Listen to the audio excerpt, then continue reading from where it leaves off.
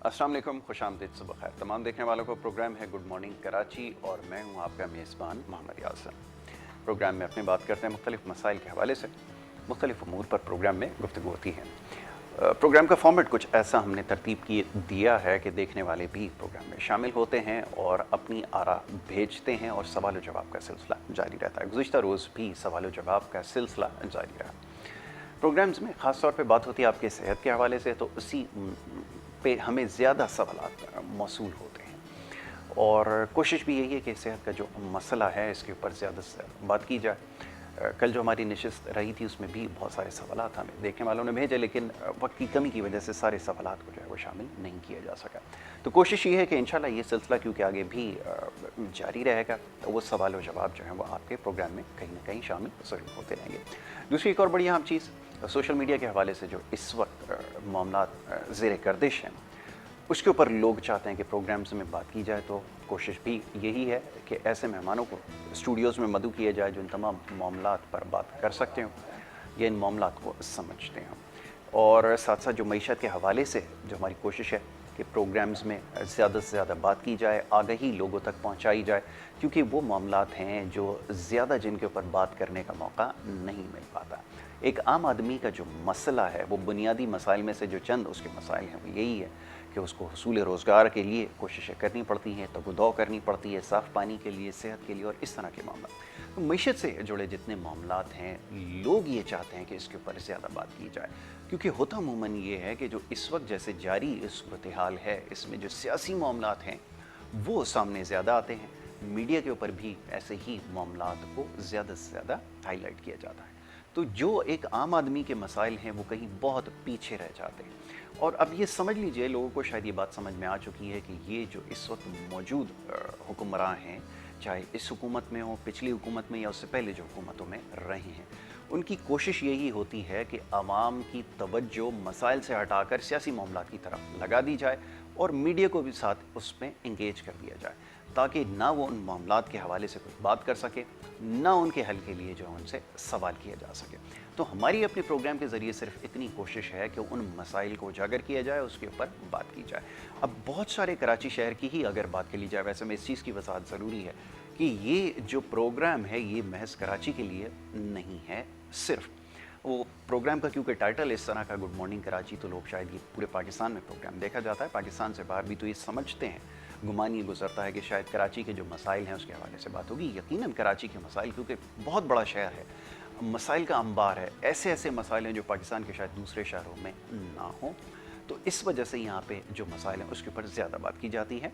अलावाज़ी बहुत सारे ऐसे पाकिस्तान के इलाके, शहर हैं, छोटे छोटे कस्बे हैं, वहाँ से भी लोग कॉल्स करके जो है वो बताते हैं कि उनके इलाके की क्या वहाँ की शिकायत हैं, वहाँ के क्या मसाइल हैं। तो यही ऐसा हमने फॉर्मेट तरतीब दिया है और इंशाल्लाह ये सिलसिला इसको मज़ीद बढ़ाएंगे। तो जो पूरे पाकिस्तान में जो छोटे छोटे ख़ास तौर पर कस्बे हैं वहाँ के हवाले से, उन इलाकों के हवाले से हम प्रोग्राम में ज़रूर बात करेंगे। ये तो एक और चीज़। अच्छा जी, अब बात करनी ज़रूरी है एक बहुत अहम मसला जिसके ऊपर पिछले कई दिनों से प्रोग्राम्स में गुफ्तगू हो रही है और साथ साथ सोशल मीडिया पे इस पर बात हो रही है, उसको आज ज़रूर डिस्कस करेंगे। फ़लस्तीन के मसले के हवाले से बड़ी अहम पेशरफ्त हुई है गुज़िश्ता रोज़, और वो जंगबंदी का जो मुआहदा है वो तय पा गया है, सीज़ फायर का जो ऐलान कर दिया गया है। तो ये एक बड़ी डेवलपमेंट है जिसके ऊपर काफ़ी देर से बात हो रही थी और ख़्याल ये किया जाता है अब, क्योंकि एक क्रेडिट लेने का एक सिलसिला अब शुरू हो जाएगा आपसे इस प्रोग्राम के बाद ही आप देखेंगे कि ये इसके ऊपर क्रेडिट की जो है वो जंग शुरू हो जाएगी। और ख़्याल ये है कि अब जो सिफारती सतह पर जो कोशिशें की गई, जिसके ऊपर बहुत ज़्यादा क्रिटिसिज्म हो रहा था सोशल मीडिया के ऊपर भी, मीडिया के ऊपर भी, तो अब वो क्रेडिट का जो सिलसिला है वो शुरू हो जाएगा और इसको बहुत बड़ा चढ़ाकर पेश किया जाएगा। बहरहाल ठीक है, क्रेडिट लेना भी चाहिए क्योंकि इसके ऊपर कोशिशें की गई हैं और ये लायक तहसीन भी हैं। इसके ऊपर जो है वो जितनी मुबारकबाद दी जाए हुकूमत वक्त को, जो उन्होंने सिफारती कोशिश की हैं, कम है यकीनन। और इसी तरह खुदा करे कि जो कश्मीर का मसला है इसके ऊपर भी ये हरकत में आएँ और जिस तरह की कोशिशें कर रहे हैं, कहीं एक ज़िक्र कहीं हुआ था कश्मीर का, जब ये सारे मामला ज़ेर बहस आए, अब ख्याल ये कर रहे हैं कि कश्मीर के हवाले से भी, क्योंकि मामला तो वो हल नहीं हुआ है, उसके ऊपर भी इसी तरह सिफारती कोशिशें करें। दुनिया के जितने भी अहम ममालिक हैं और ख़ास तौर पे जो इस्लामी ममालिक हैं उनको एक जगह किया जाए और कश्मीर के मसले के लिए भी इसी तरह آواز بلند کی جائے، سوشل میڈیا کا بھی پلیٹ فارم استعمال کیا جائے، میڈیا کے ذریعے بھی، اور ہر طرح کی کوششوں کے ذریعے دنیا کے اوپر یہ دباؤ ڈالا جائے کہ مسئلہ کشمیر کو اسی طرح حل کروایا جائے۔ بہرحال تو ان تمام معاملات پر آج کہیں نہ کہیں ضرور گفتگو کریں گے۔ بڑے خاص مہمان اسٹوڈیوز میں تشریف فرمائیں۔ سب سے پہلے معزز مہمان کو خوش آمدید کہوں گا اور ان سے آج ان تمام معاملات پر گفتگو ہوگی۔ آج ہمارے ساتھ موجود ہیں اسٹوڈیوز میں افتخار غزالی صاحب، تجزیہ کار ہیں، بزنس مین ہیں، اور بزنس کے اور معیشت کے معاملات کے حوالے سے ہماری گفتگو رہی ہے پچھلے پروگرامز میں بھی۔ آج خاص طور پہ ان تمام معاملات پر بات ہوگی اور ساتھ ساتھ اس وقت جو جاری صورتحال ہے اس کے اوپر بھی گفتگو کریں گے۔ افتخار غزالی صاحب کو خوش آمدید، بہت شکریہ غزالی بھائی پروگرام میں وقت دینے کے لیے۔ اچھا غزالی بھائی، پہلے تو بہت شکریہ کہ آپ نے بڑے تحمل کے ساتھ بیٹھ کے یہ بڑی لمبی تمہید جو ہے وہ باندھی گئی، آپ نے سنی بھی، اور یقیناً اس میں بہت سارے سوالات بھی تھے۔ میں چاہوں گا ایک ایک کر کے اس کے اوپر بات کر لی جائے۔ سب سے پہلا جو مسئلہ ہے وہ یہ کہ جو ڈیولپمنٹ ہے پہلے اس کے اوپر بات کر لیتے ہیں کہ جو سیز فائر کا اعلان ہوا، یہ یقیناً بڑی خوشائن بات ہے، کیونکہ یہ ایک مسئلہ ایسا تھا کہ سوشل میڈیا کے ذریعے خاص طور پہ پوری دنیا میں اس مسئلے کو اجاگر کیا گیا اور پوری دنیا میں اس کے اوپر جو ہے احتجاج جو ہے وہ بلند کیا گیا، اور نتیجہ یہ نکلا کہ معاملات جو ہے وہ کسی حد تک جو ہے وہ ٹھیک ہو گئے۔ تو میں چاہوں گا کہ ذرا اس حوالے سے گفتگو کیجیے کہ کتنا اہم مسئلہ ہے، اور جیسے میں نے ابھی عرض کیا کہ ہمارا بھی ایک مسئلہ ہے جو 70 سالوں سے جو پینڈنگ میں، کیا اس کے اوپر بھی ایسی سے کوششیں کرنے کی ضرورت ہے؟ آپ کیا سمجھتے ہیں، کیا رائے رکھتے ہیں؟ میں چاہوں گا اس پہ تھوڑی گفتگو کیجیے۔ بسم اللہ الرحمن الرحیم۔ سب سے پہلے تو یاسر بھائی آپ کا بہت شکر گزار ہوں کہ آپ نے حسب صاحب ایک بار پھر اپنے پروگرام میں انوائٹ کیا، اور جہاں تک تحمل سے آپ کے انٹرو سننے کی بات ہے تو ظاہر ہے کہ جس تفصیل کے ساتھ آپ نے تمام معاملات پر جو ہے وہ گفتگو فرمائی، وہی موجودہ دور کے مسائل اور ساری کی ساری چیزیں ہیں۔ اس میں کوئی شک نہیں کہ گزشتہ 11 روز سے اسرائیلی بمباری سے فلسطین اور غزہ کے علاقے میں جو تباہی پھیلی ہے وہ کسی سے ڈھکی چھپی نہیں ہے۔ خاص طور پر سوشل میڈیا اور اسمارٹ ٹیکنالوجی کے آنے کے بعد آپ کے پاس سیکنڈوں میں جو ہے وہ تمام حالات سے آگاہی حاصل ہو جاتی ہے۔ لیکن اس میں بڑا اہم ترین سوال پیدا ہوتا ہے یاسر بھائی کہ مسلم امہ کا کیا کردار ہے؟ بہت اچھی بات ہے نا، ہم کیا کردار ادا کر رہے ہیں؟ گزشتہ 72 ایئرس سے یہ کشمیر کا مسئلہ اور فلسطین کا مسئلہ جو ہے وہ UN کے ایجنڈے پر موجود ہے۔ بالکل ہے۔ آج صبح 4 بجے پاکستانی وقت کے مطابق جو ہے وہ سیز فائر ہوا، دونوں جانب سے جو ہے وہ راکٹ فائرنگ اور بمباری روک دی گئی۔ یہ پہلی بار نہیں ہوا ہے، کئی مرتبہ اس طرح کی صورتحال سامنے رہی ہے۔ اسرائیل آتا ہے، بمباری کرتا ہے، اپنے مقاصد پورے کرتا ہے، اس کے بعد وہ سیز فائر کر لیتا ہے، پھر گزشتہ کچھ جو ہے وہ چند ماہ یا ہفتوں کے بعد جو ہے وہ پھر وہی سچویشن کریٹ ہو جاتی ہے۔ یعنی اوور آل اگر ہم دیکھیں تو یہ سلسلہ کنٹینیوسلی جاری ہے۔ اصل بات یہ ہے کہ دنیا کے 56 اسلامی ممالک جو ہے، خاص طور پر جو ہماری OIC ہے، اس کا کیا کردار ہے، کیا رول ہم پلے کر رہے ہیں، اس پر جو ہے وہ بڑی توجہ دینے کی ضرورت ہے۔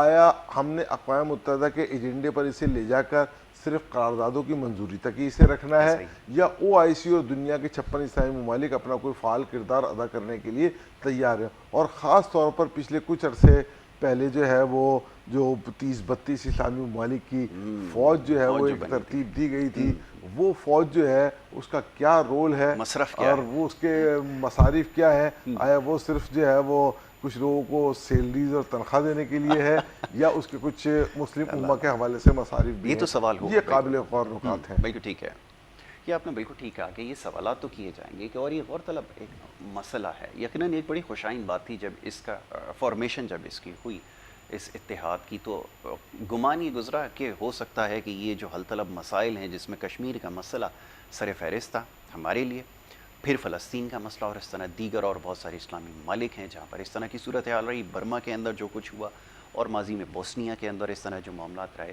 تو یہ ایک خیال کیا جاتا تھا کہ ایک بڑی ایک زبردست ڈیولپمنٹ ہے، لیکن انفارچونیٹلی وہ نہیں ہوا۔ اور آپ نے بالکل ٹھیک کہا کہ OIC کا جو کردار تھا وہ بڑا، آپ سمجھ لیں کہ اس نے مایوس کیا۔ دیکھیں نا، یہ 11 دن کی بمباری ہوئی ہے اسرائیل کی جانب سے، جبکہ حماس اور اسلامی اتحاد کی جانب سے جو راکٹ فائر ہوئے ہیں وہ ایک الگ سچویشن ہے۔ اب 11 روز کی اس بمباری اور اس پوری کی پوری جو سچویشن غزہ کی پٹی میں اسپیشلی فلسطین میں ہوئی ہے، اس میں اگر ہم دیکھیں تو 230 سے زائد فلسطینی مسلمان جو ہے وہ شہید ہو گئے، 1500 1500 کے قریب مسلمان زخمی ہوئے، بالکل، عمارتیں کھنڈر اور ملبے کا ڈھیر بن گئیں، ایسا ہی میڈیا ہاؤسز، ہاسپٹلز، اسکولز انہوں نے نہیں چھوڑے، کچھ بھی نہیں چھوڑا، بچوں کی اور خواتین کی ایک بہت بڑی تعداد ہے جو ہلاک شدگان میں اور زخمیوں میں شامل ہے۔ اور اس راکٹ فائر جو یہاں سے حماس اور اسلامی انقلاب کی جانب سے کیے گئے، اس میں ٹوٹل 17 اسرائیلی جو ہے وہ ہلاک ہوئے ہیں، جہنم حاصل ہوا، بالکل۔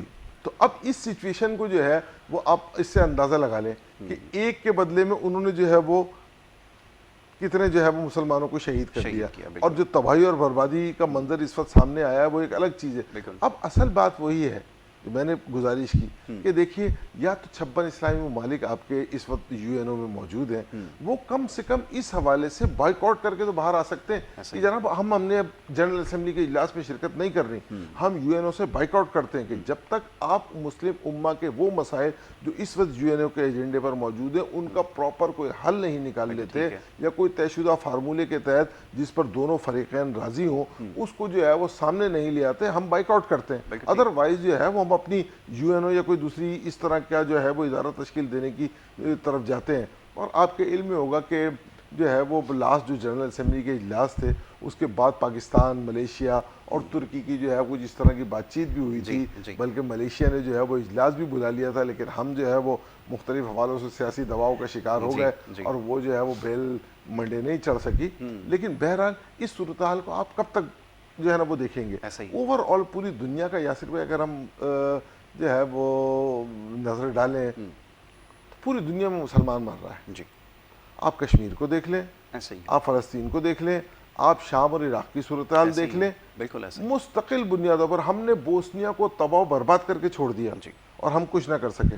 اچھا لے دے کے ہمارے پاس کیا نتائج نکلتے ہیں؟ یعنی میں دیکھ رہا تھا کہ رمضان شریف سے جو بمباری شروع ہوئی تھی وہاں پر تو کچھ جگہوں پر جو ہے وہ باقاعدہ فنڈ ریزنگ مہم چلا دی گئی کہ ان کے لیے افطار کا انتظام کر رہا ہے۔ یار یہ اب افطار کے انتظام میں ہم لگیں گے یا ان کو آزادی کی جنگ میں جو ہے وہ فتح یاب کرنے کے لیے کوششوں میں لگیں گے؟ بالکل ٹھیک ہے۔ تو اب اس صورتحال سے بہرحال ہمیں نکلنا ہوگا، خاص طور پر ہماری جو حکمران ہیں ان کو جو ہے وہ مسلم امہ کی آواز بن کے سامنے آنا ہوگا۔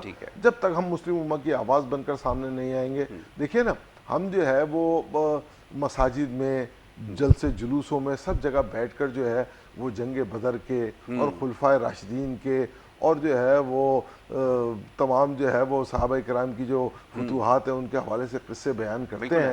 تو اب وہ جس کو کہا جائے نا کہ جو ہے نا وہ آج بھی ہو جو براہیم کا ایما پیدا، آگ کر سکتی ہے انداز گلستاں پیدا، اور وہ بدر کے واقعات سن کے جو ہے نا وہ فضائے بدر پیدا کر، فرشتے تیری نصرت کو کیا کہنے اتر آئیں گے گردوں سے قطار اندر قطار اب بھی۔ تو ہمیں وہ ماحول کریٹ کرنا ہوگا۔ جب تک ہم وہ ماحول کریٹ نہیں کریں گے جو بدر کے مقام پر تھا، جو صحابہ کرام نکل کر سامنے آ گئے تھے، تو فرشتے ہماری مدد کے لیے نہیں اتریں گے۔ یہ بڑا ضروری ہے۔ یہ آپ نے بڑی اچھی بات کہی ہے کہ اب عملاً کچھ کرنا پڑے گا۔ اور ایک اور آپ کی بات میں سے میں ایک بات جو سمجھ سکا ہوں وہ یہ کہ آپ نے بڑی اچھی بات کی کہ اب پاکستان کو فرنٹ سے لیڈ کرنا پڑے گا، اور پاکستان ہی شاید ایک ایسا ملک ہے، اس لیے نہیں کہ ہم یہاں کے باسی ہیں اس وجہ سے بات کرتے ہیں، ہم تو بڑی تنقید بھی اپنے معاملات کے اوپر کرتے ہیں، لیکن شاید یہ ایک واحد ایسا اسلامی ملک ہے جس کے اندر اتنی قوت ہے، جتنی طاقت ہے، جو پوری امت مسلمہ کو لے کر آگے چل سکتا ہے۔ لیکن اب سوال ہی پیدا ہوتا ہے، اب آئیے اپنے حالات کی طرف۔ اب تو یہ معاملہ کسی حد تک سیٹل ڈاؤن ہو گیا ہے، اب اپنے حالات کا ذرا جائزہ لیجئے۔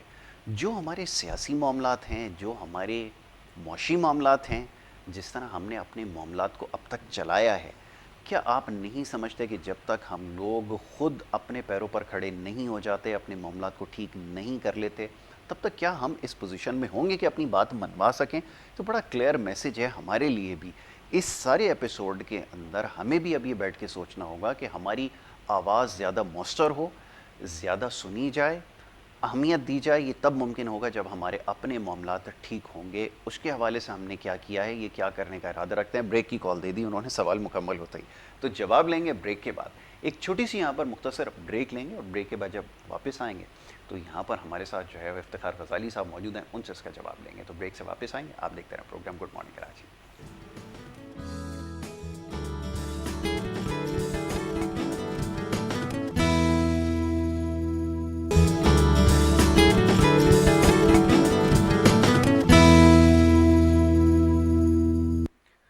پروگرام میں آپ کو ایک دفعہ پھر خوش آمدید. بریک پہ جانے سے پہلے گفتگو جاری تھی, بات ہو رہی تھی کچھ فلسطین کے مسئلے کے حوالے سے اور اس کے حل کے لیے جو کوششیں ہوئی ہیں اس کے اوپر ہم نے گفتگو کی ہے. افتخار غزالی صاحب یہاں تشریف فرمائے. اور بریک پہ جانے سے پہلے غزالی بھائی آپ کی خدمت میں ایک سوال میں نے رکھا تھا کہ ہماری جب تک معاشی حیثیت ٹھیک نہیں ہوگی تب تک ہم کیسے اس طرح اپنی آواز کو بلند کر سکیں گے اور کتنی پر اثر ہوگی وہ آواز اگر ہمارے اسی طرح کے حالات جاری رہے. جی یاسر بھائی, آپ نے اپنے تفصیلی انٹرو کے اندر اس جانب اشارہ کیا تھا جی کہ ہم جو ہے وہ عوامی مسائل پر توجہ کم دیتے ہیں جی اور جب عوام اس جانب مبذول ہوتی ہے تو ہم انہیں مختلف سیاسی گورکھ دھندوں میں الجھا دیتے ہیں. ایسا ہی ہوتا ہے. ایز اٹ از سچویشن یہی ہے کہ دیکھیے ایک عام آدمی, پاکستان کی 21 کروڑ کی آبادی ہے جو تازہ ترین اعداد و شمار جو ہے وہ جاری کیے ہیں محکمہ شماریات نے اور سینسس ڈپارٹمنٹ نے, جو مردم شماری ہوئی ہے, تو تقریباً لگ بھگ 21 کروڑ کی پاکستان کی آبادی انہوں نے ظاہر کی ہے. ٹھیک ہے. 21 کروڑ کی آبادی میں جو ہمارے سامنے صورتحال آئی ہے اس میں یہ کہ ہماری 60% سے زائد آبادی جو ہے وہ دیہی آبادی ہے جی جو دیہاتوں میں رہتی ہے. اس سے آپ ہمارے ایجوکیشن اسٹینڈرڈ کا اور ہماری مینٹیلٹی کا اور ہماری سوچ اور اپروچ کا اندازہ لگا سکتے ہیں.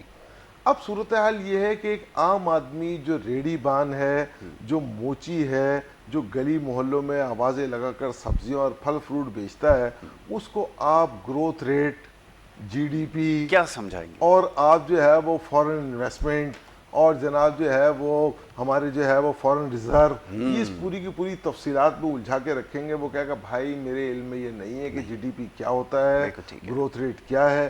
مجھے صرف یہ معلوم ہے کہ آج میں نے اپنے سبزی کے ٹھیلے پر 5000 کی سبزی لگائی ہے, گلی گلی پھیری لگانی ہے, اس کے بعد شام کو مجھے اندازہ ہوگا کہ 5000 کی سبزی میں 6000 کی بیچ سکا ہوں یا نہیں, یا مجھے نقصان ہو گیا.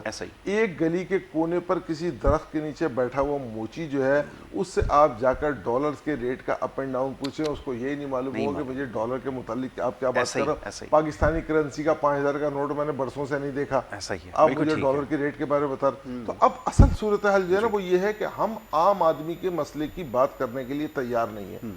اس وقت صورتحال یہ ہے, میں کل ہی جو ہے وہ کچھ دوستوں کی گیدرنگ میں بیٹھا تھا, تو وہاں میں بات کر رہا تھا کہ جنونیت ہمارے اندر بسی ہوئی ہے اور اس چیز کو ہمارے پولیٹیشنز اور ہمارے جو نام نہاد مختلف لیڈران ہیں وہ یوٹیلائز کر لیتے ہیں. یعنی اگر ہمیں کسی جگہ یہ معلوم ہو جائے کہ فلاں جگہ جو ہے وہ کسی مسجد میں یا کسی مدرسے میں فلاں مسئلہ ہو گیا, تو ہم ہزارہا کی تعداد میں وہاں جمع ہو جاتے ہیں, ٹھیک ہے نا. لیکن اگر آپ عشاء کی یا فجر کی نماز میں اس مسجد میں چلے جائیں تو آپ کو 2 صفحے بھی نظر نہیں آتی. ایسے ہی. تو اب یہ جو صورتحال ہے نا, اس پر خاصا غور کرنے کی ضرورت ہے. ہمیں اپنی تعلیمی صورتحال کو بہتر بنانا ہوگا. ٹھیک ہے. اس حوالے سے میڈیا, یاسر بھائی آپ جیسے لوگ جو ہے نا, دیکھیں آپ کو لوگ فالو کرتے ہیں, ٹھیک ہے نا, آپ کو لوگ فالو کرتے ہیں, ہزاروں لاکھوں کی تعداد میں لوگ پاکستان میں, پاکستان سے باہر آپ کے پروگرام کو دیکھتے ہیں. تو اب آپ جیسی پرسنالٹیز جو میڈیا میں بیٹھی ہیں ان کو یہ چاہیے, ایک فارمولہ طے کر لینا چاہیے کہ اپنے پروگرامات میں تمام کی تمام چیزوں میں چند منٹ ہی صحیح لیکن کم سے کم لوگوں کو جو ہے وہ گائیڈ لائن ضرور پرووائڈ کریں, تعلیم کے حوالے سے, ان کی اسکل پاور کے حوالے سے, ان کی ڈیولپمنٹ کے حوالے سے, تاکہ کم سے کم لوگوں کا شعور اجاگر ہو اور وہ اس چیز کو سمجھ سکیں کہ کس طرح جو ہے وہ ہمیں اس طرح کے گورکھ دھندوں میں الجھا کے یہ کرا لیا جاتا ہے. اب آپ نے جو بات کی ہے نا, دیکھیے اب صورتحال یہی ہے کہ پوری مسلم امہ کا درد ہمارے دل میں, اور ہماری اپنی اکنامک صورتحال یہ ہے کہ ہمیں جو ہے وہ کبھی ہم گندم ایکسپورٹ کر دیتے ہیں, یعنی ہمارے علم میں یہ نہیں ہوتا کہ گندم ہمارے پاس ایکسیز ہے یا جو ہے وہ کم ہے, ہم اسے ایکسپورٹ کر دیتے ہیں, بعد میں پتہ چلتا ہے کہ ہمیں وہ امپورٹ کرنی ہے. عام فہم زبان میں ہم اس کو کہتے ہیں مانگے تانگے سے معاملہ چل رہا ہے. ایسا ہی ہے, ٹھیک ہے نا. چینی جو ہے وہ ہم یہ سمجھتے ہیں کہ ہمارے پاس اتنی ایکسیز ہے کہ اگر ہم نے ایکسپورٹ نہیں کی تو جو ہے نا وہ یعنی کوڑیوں کے مول جو ہے وہ گلیوں میں پڑی ہوگی, بک رہی ہوگی, اور اس کے بعد جو ہے وہ ہمیں چینی امپورٹ کرنی پڑ جاتی ہے. آج کاٹن پاکستان کی صورتحال ایک زمانے میں یہ تھی یاسر بھائی کہ پاکستان کے اندر کراچی جیسے بڑے شہر میں کاٹن ایکسچینج تھا.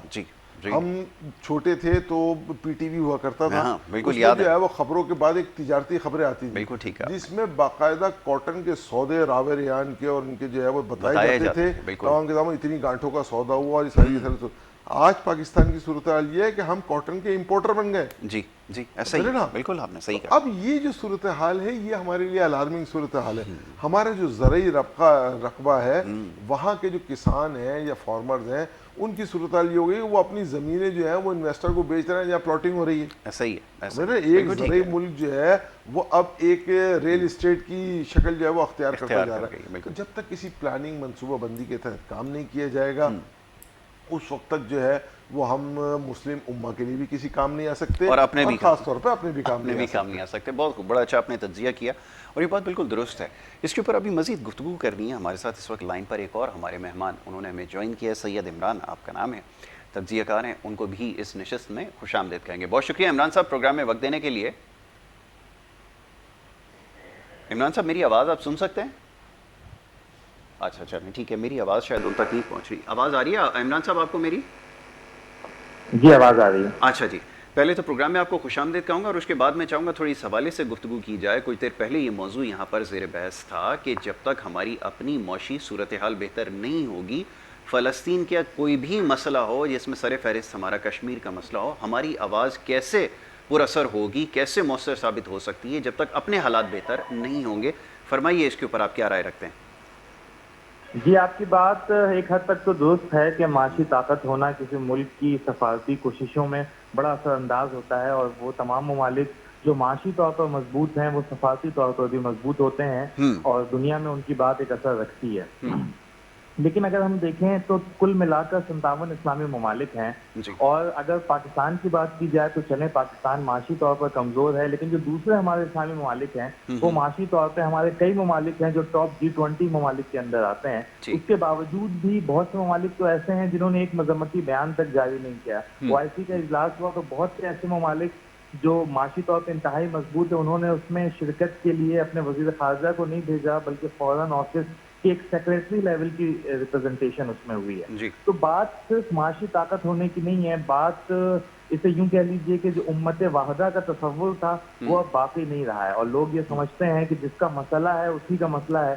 اسرائیل ایک اتنا چھوٹا سا ملک ہے جہاں کی پاپولیشن قریب کوئی 9 ملین 90 لاکھ کی پاپولیشن ہے, اور دنیا میں 1.5 ارب کے قریب مسلمان بستے ہیں. آپ کیا سمجھتے ہیں کہ وہ معاشی طاقت کسی بھی لحاظ سے اس سے پیچھے یقینی طور پہ نہیں ہے, لیکن وہ ایک انجان خوف کے اندر, ایک ڈر کے اندر, مغرب کی اندھی تقلید کے اندر ایسے مبتلا ہیں کہ انہیں یہ امت کا اتنا بڑا غم, اتنا بڑا درد محسوس ہی نہیں ہوتا.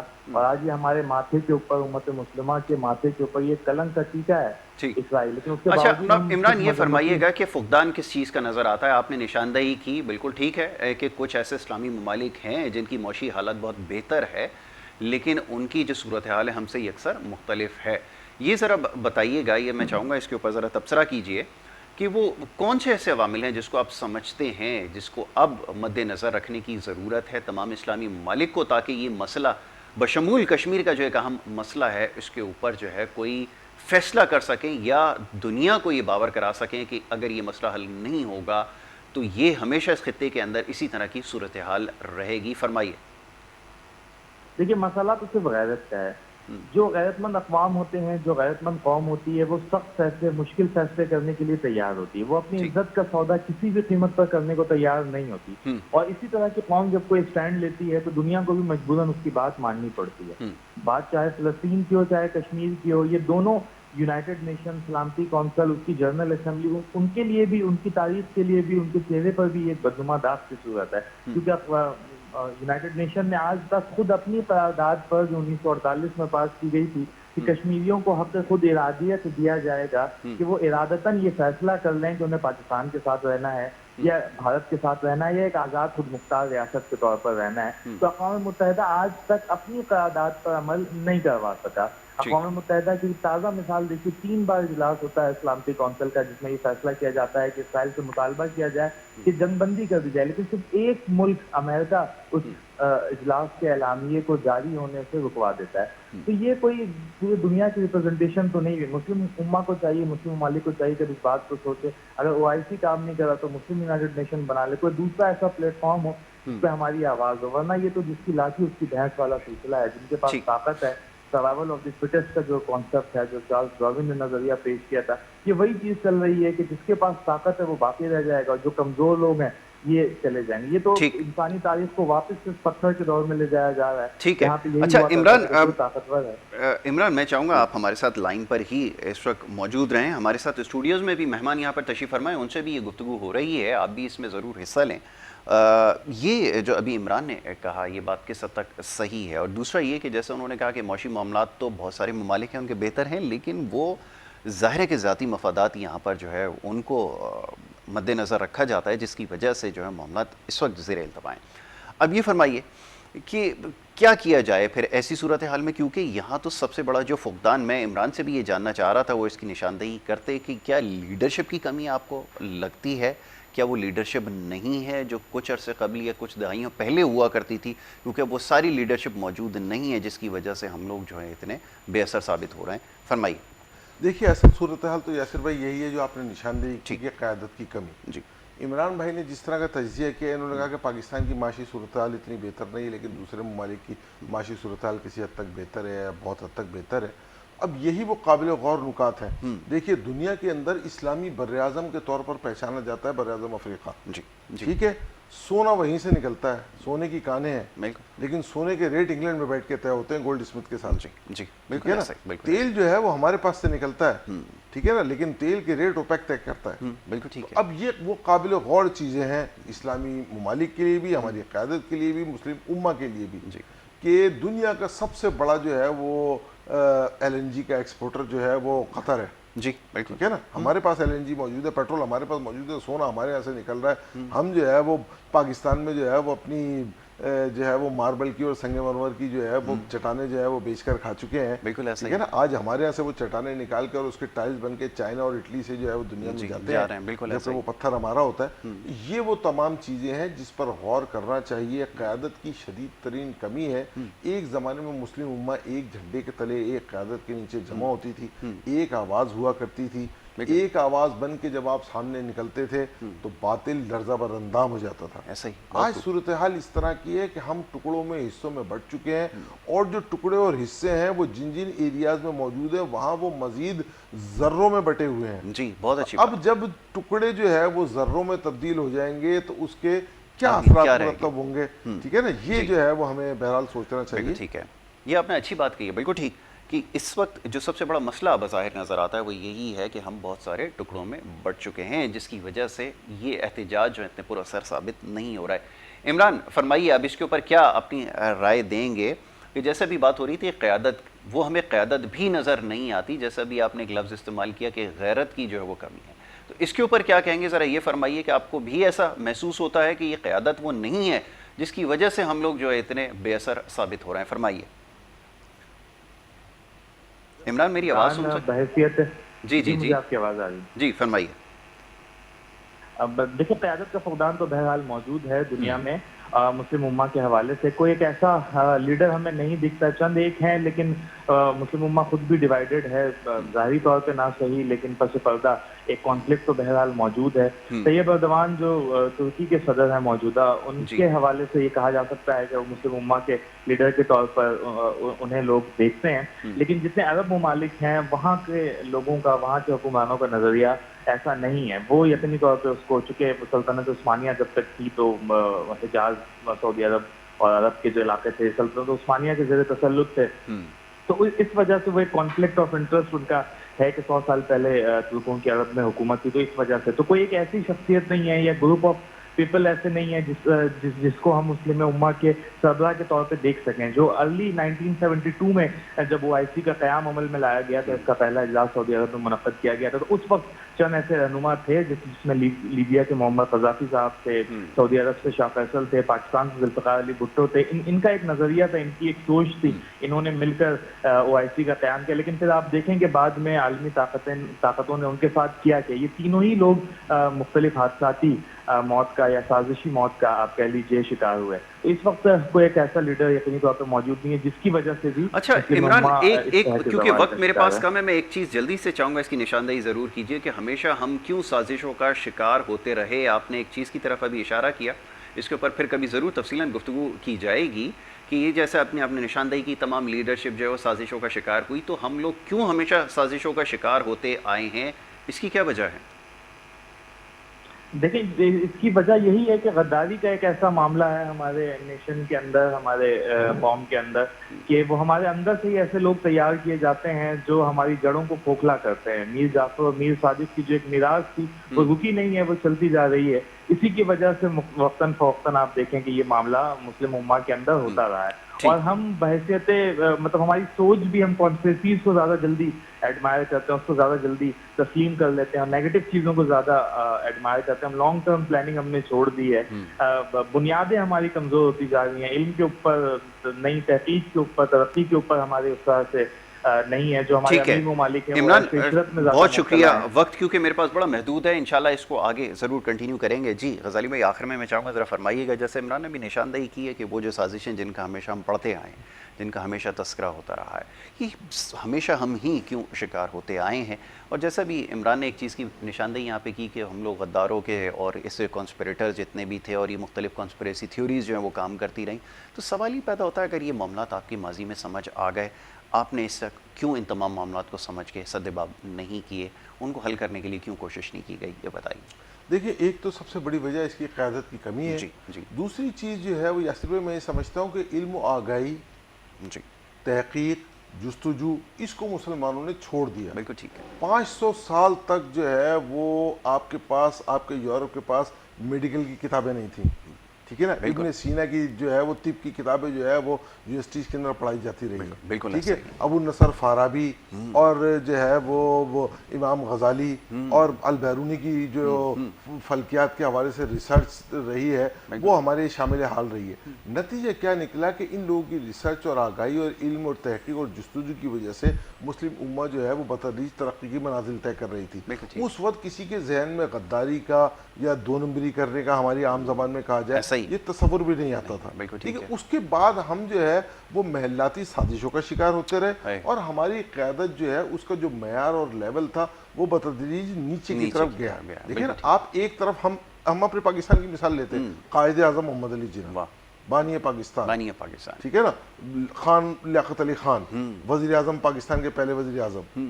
اب اس کے بعد آپ اگلی قیادت کی طرف آئیں تو کیا آپ کو وہ لیول نظر آتا ہے؟ اس کے بعد آپ اگلی قیادت کی، یعنی ہم بتدریج ڈاؤن کی طرف جا رہے ہیں. اگر ہمارا لیول اسی طرح مزید بلند ہونا شروع ہو جائے یا کم سے کم وہ لیول نہ ہو، ہم ان کے فالوور ہی بن جائیں، تو پھر یہ محلاتی سازشیں جو ہے وہ کوئی اثر نہیں دکھا سکیں گی. اور انشاءاللہ تعالی، اللہ تعالیٰ کی ذات سے بڑی قوی امید ہے کہ مسلم امہ کی نشاط ثانیہ ہم انشاءاللہ تعالی، ہم نہ صحیح تو ہماری آئندہ آنے والی نسلیں بہرحال دیکھیں گی، اور انشاءاللہ تعالی اسلام کا پرچم پھر سے سربلند ہوگا. ہماری دعائیں ہیں کہ اللہ تعالیٰ کشمیر، فلسطین اور ساری دنیا میں جہاں جہاں مسلمان جو ہے وہ کفار سے برسر پیکار ہیں، ان کو آزادی کی نعمتوں سے فیضیاب فرمائے. ہم یہاں بیٹھ کر بہرحال جو سچویشن ہے اس میں ان کے لیے دعا گو تو ہے ہی ہے، ساتھ میں اپنے دل میں ان کے لیے ہمدردی کی جذبات بھی رکھتے ہیں. اللہ تعالیٰ ان کو کامیابی اور کامرانی نصیب فرمائے. آمین الہی آمین. بہت افتخار بھائی، کیونکہ یہاں پہ سیگمنٹ کا وقت ختم ہو گیا اور یہ گفتگو ایسی ہے، اس کے اوپر بہت ساری اور چیزیں ہیں، ایسے پہلو ہیں جس کے اوپر ابھی آپ نے روشنی ڈالی ہے. میں سوچنے پہ مجبور ہو گیا ہوں کہ اگر میرے پاس وقت ہوتا تو اس میں اور بہت ساری چیزیں جو اس کو شامل کیا جا سکتا تھا. بڑے خوبصورت انداز میں آپ نے گفتگو بھی کی اور ان مسائل کی بھی نشاندہی کی، وہ جو ہماری روٹ کاز ہے نا جس کو ہم کہتے ہیں، اس کی آپ نے طرف نشاندہی کی ہے کہ اگر یہ مسئلہ حل ہو جائے، کیونکہ قیادت کا جو فقدان ہے وہ نظر آ رہا ہے.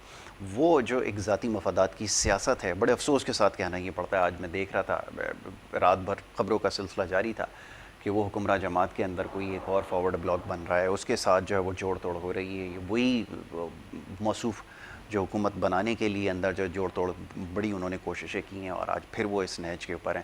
تو یہی ہماری قسمت میں رہ گیا ہے. ایسے لوگوں کا جو ہے ہمیں ان کو لیڈر نہ چاہتے ہوئے کہنا پڑتا ہے.